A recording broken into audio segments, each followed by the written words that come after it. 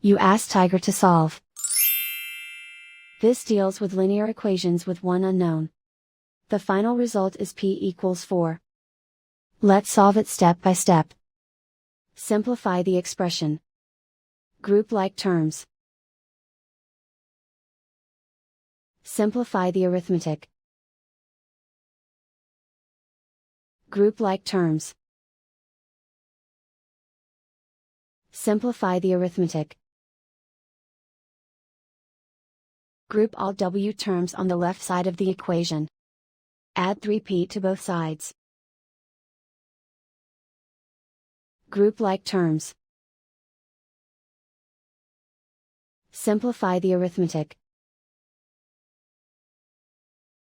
Group like terms.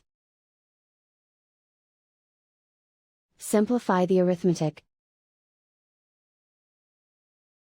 Group all constants on the right side of the equation. Subtract 14 from both sides. Simplify the arithmetic.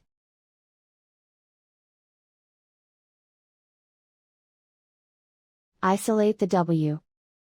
Divide both sides by -3. Cancel out the negatives. Simplify the fraction. Cancel out the negatives. Find the greatest common factor of the numerator and denominator.